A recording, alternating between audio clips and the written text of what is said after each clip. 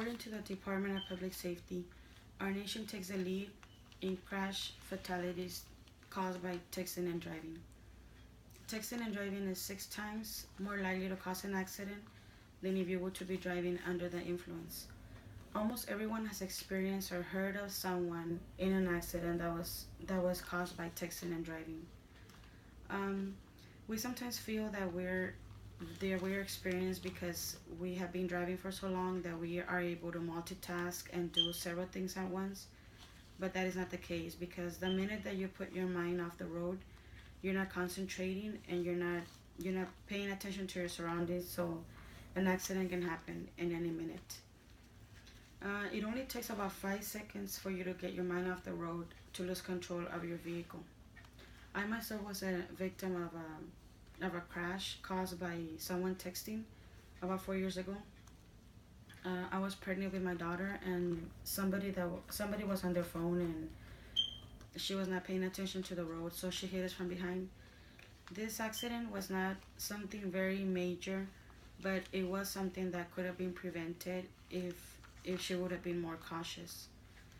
Driving a motor vehicle while you're engaged in any other type of activity is just wrong, and is just simply very dangerous. You're not only putting yourself in danger, but if you have a passenger with you, you're also putting their life in danger.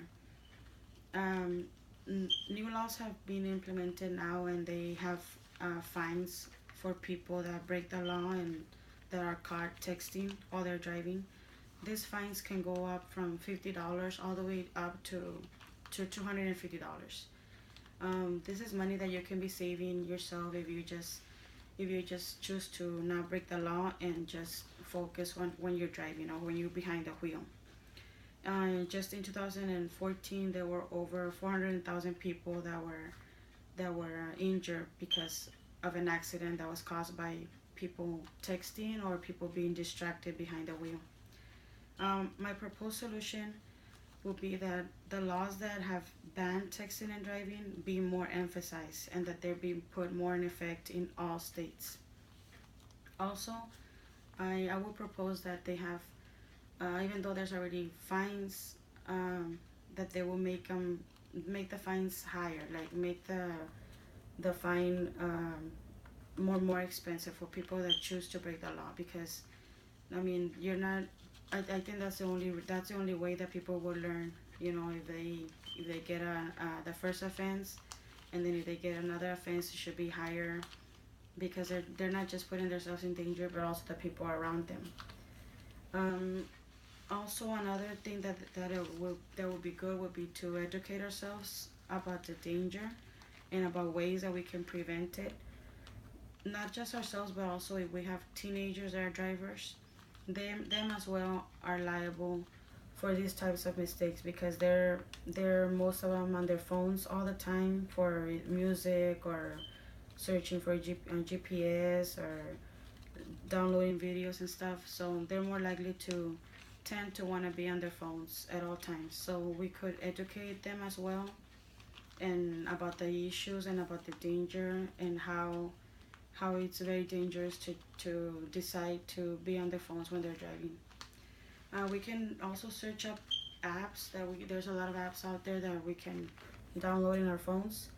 These apps, how they work is that you can set it up at a setting in which, with the time that you're in your vehicle, you won't be able to receive any phone calls or any text messages, so that will keep you from using your phone.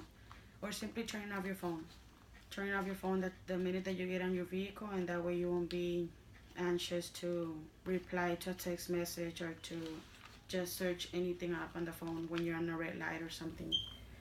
Um, According to the general statistics in teen crashes, 50% were caused by teenage drivers. So I would implement that they do like seminars in schools, and especially in driving schools, so that before the teenagers get their driver license, they're more familiar to the consequences and the ways that they can prevent these types of accidents.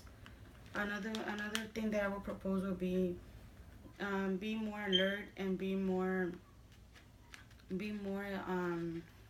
like advertise more about the consequences, either with billboards or signs in which they remind the drivers that when they're on their vehicle, they're, then they need to be focused and pay attention to the road. They're reminding them not to use their phone, and reminding them about the fines and about the way that if they break the law, that there'll be consequences. So with this being said, I would just recommend that we should start making it a habit and not text and drive.